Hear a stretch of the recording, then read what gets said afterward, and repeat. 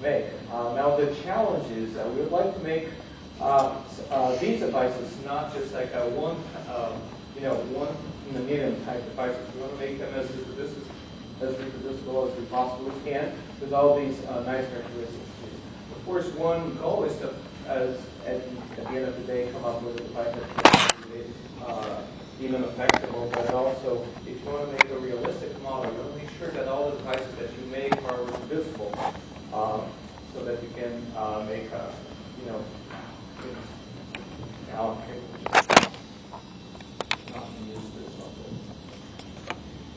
So, sorry about mixing myself. So there are a number of ways that one can actually make titanium dioxide. Here is just a list of 7 different types of methods that one can utilize. And just for the sake of time that we have here, I'll be talking about only splitting from titanium dioxide cartridge. So I won't use this.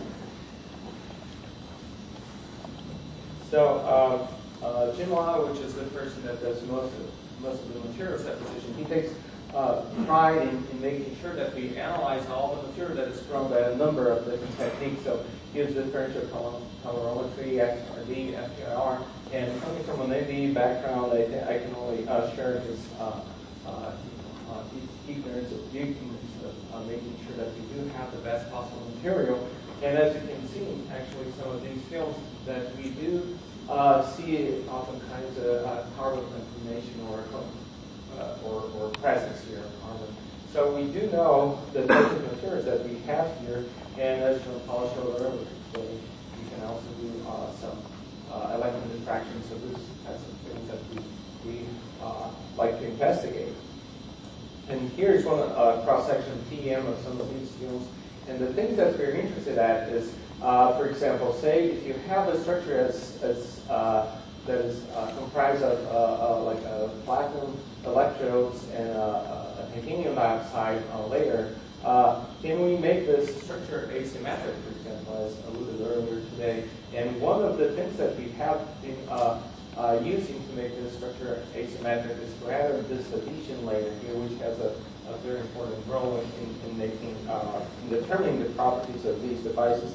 So, for example, one possible adhesion material would be chromium. And this is a view graph that shows an experiment that was performed in which we can do some OJ profilometry here. And what happens as you anneal this particular device structure and, for about an hour at 300 C, and as we can see, some of the material that was in this adhesion layer migrates into the substrate. And of course, once that happens, that will change this particular interface. So the question is this material,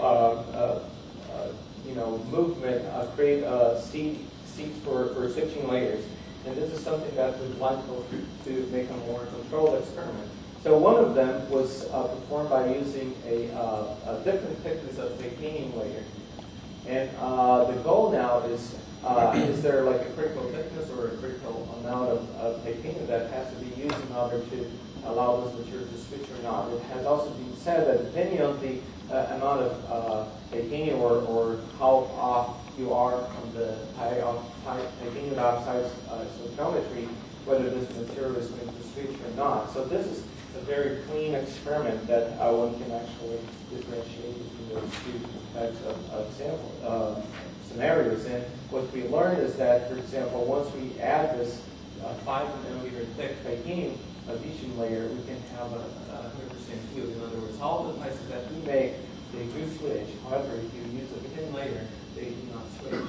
So we have very full yield doing that. So the question is, why is that happening? So there are a number of questions here that some of my colleagues have, the neurotransfer and Jean-Paul in particular, which is where does the switching take place, and does it take place at the bulk or interface? So this is something that we'll be able to get a handle on. And what is the active species? And so far we have been advocating that the oxygen vacancies are the primary responsible species for switching here, and how big is it? Uniform over the whole wafer or a localized switch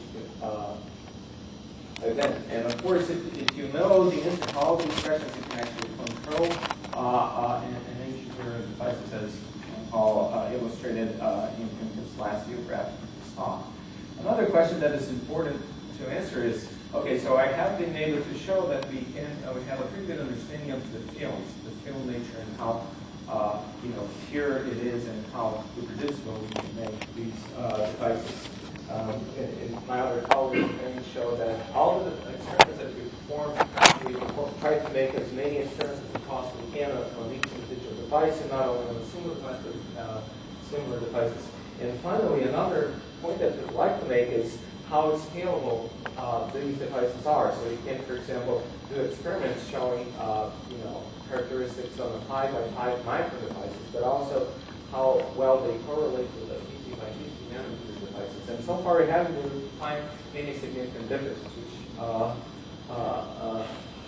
lets us believe that the mechanisms involved in switching are basically the same. So what we'd like to do then, knowing that, is that we'd like to make the control experiment. And in order to do that, what Chinois did, he got a root tile crystal in which he brought this into a UHV environment, for example, or a yield and reproducing environment for 700C for a couple of hours. So by doing that, he created lots of vacancies here, which can be detected by just inspecting the color of the root tile, which tends to turn blue as you produce the annealing. And then he did this very clever experiment in which he deposited different types of materials. So, for example, he can put like a titanium pads or platinum pads, and then perform some regular IV type experiments. That way, he can, knowing that you have a very pure titanium dioxide sample and very clean deposit electrodes, you can actually make a very well-substantiated claims as to what happens or the effect of the interface are. So one of the things that he observed, or that has actually been modeled, is that some of these interfaces behave either like a nomic behavior. In other words, you have a regular resistor type, or it can have a rectifying character, a Schottky like. So these are some of the things that we're going to handle on. And of course, why platinum makes this type of structure or interface and titanium makes this one, I'll be discussing the next field graph or next set of field graphs. So this was the hypothesis as to what would happen if you were to deposit that. And when he went on and measured the IP characteristics from say between two titanium electrodes, what he found, and please note here on the y-axis, the magnitude of the current. So what he observes is like a completely linear behavior, illustrating an ohmic behavior. In other words, you have two resistors back to back here. Now, if he measures the IP characteristics between the two platinum electrodes, then he sees this rectifying behavior that could be illustrated by this association of two diodes, and of course the current magnitude is several orders of magnitude lower. Now, if you measure between, say, a platinum and a titanium contact, then what you see is this rectifying behavior, which is something that you may want to have in your devices.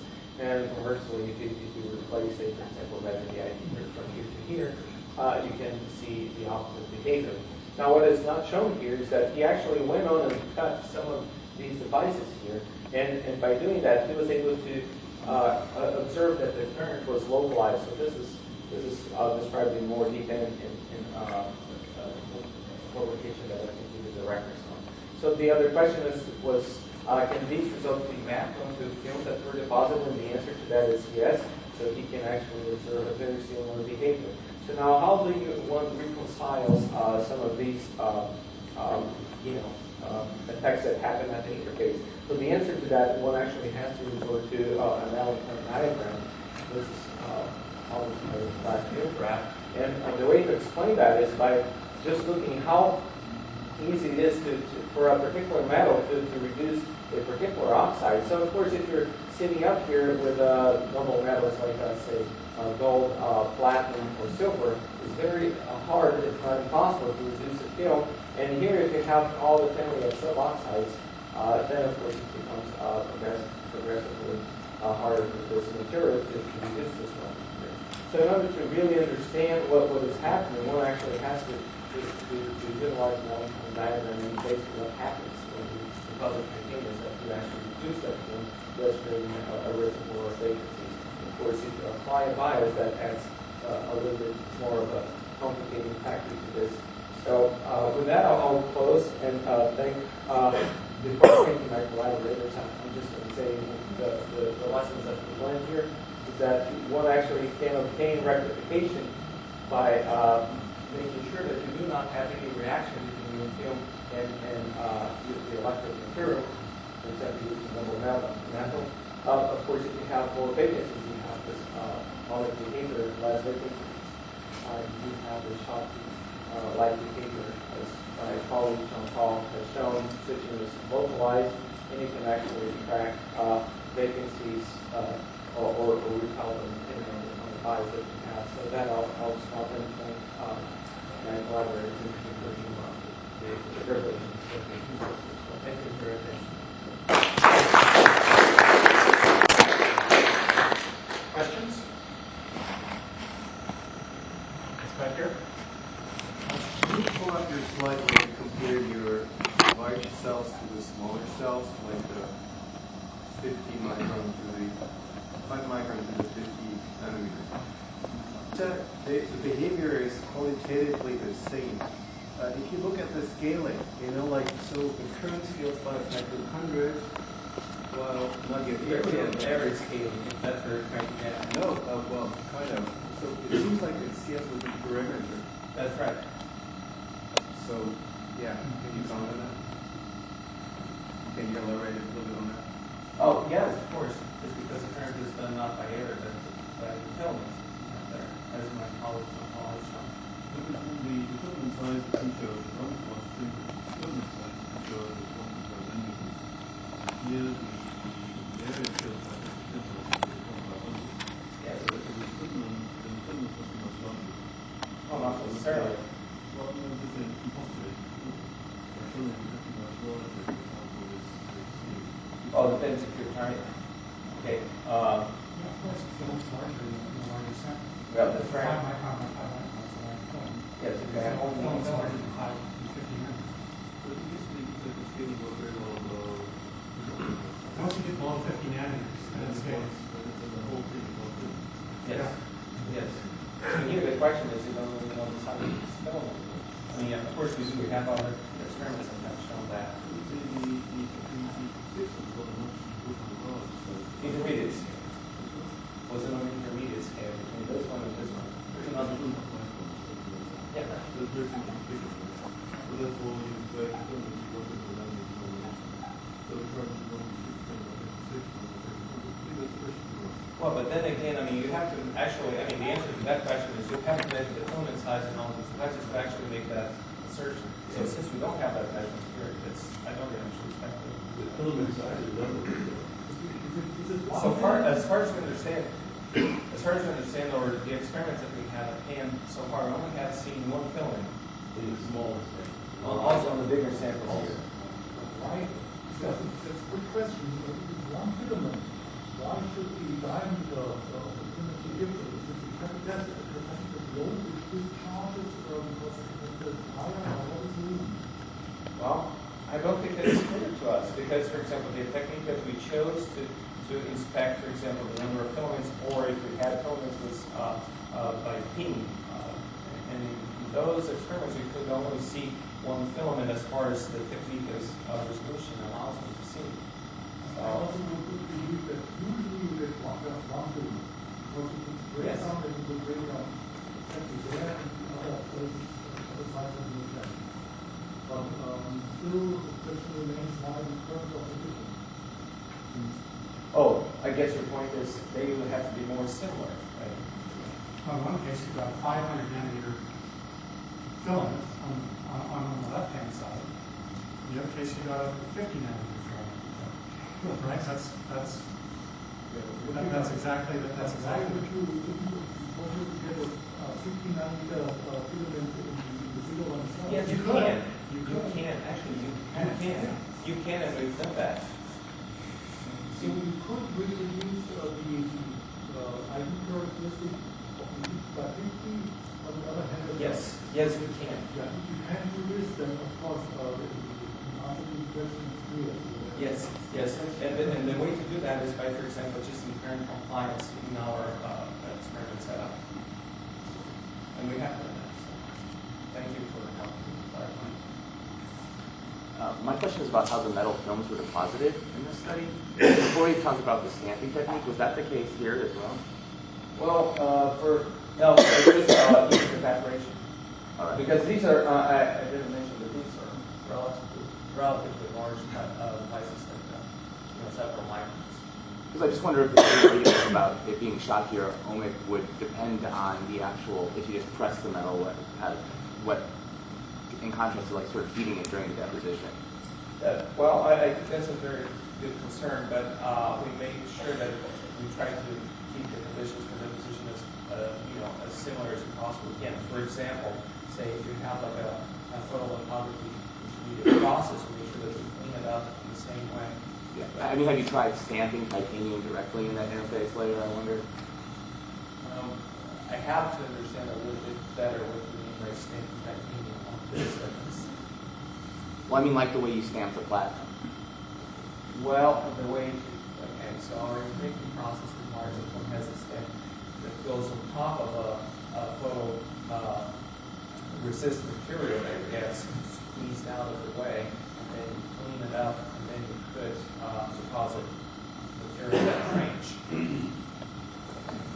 So that process, as long as we make sure that there's no residue left from the printing process, use reproducible results. If you're using regular shadow mask evaporation or photolithography process, you get the same results. I'm not sure I answered your question, but this is basically how these devices are done. And if your main doubt is if depending on how I deposit material, I change the shot heat barrier or get all the contacts, yes, that can happen, but we make sure that that does not happen. All right, last question. What is the thickness of the depletion layer, which makes the shot barrier? The thickness of which layer? Depletion layer. Well, I cannot give you that number. The reason why I can't give you that number is because I don't know the node concentration. If I would use that answer. Just in your case. Well, that's what I'm saying. I don't know the carrier concentration on the layer. You may I don't know that. You may calculate. Of course. But that's what I'm saying. I know how to calculate, but I don't have the concentration. If I had that, I would give you that number. Thank you. Thank you very much.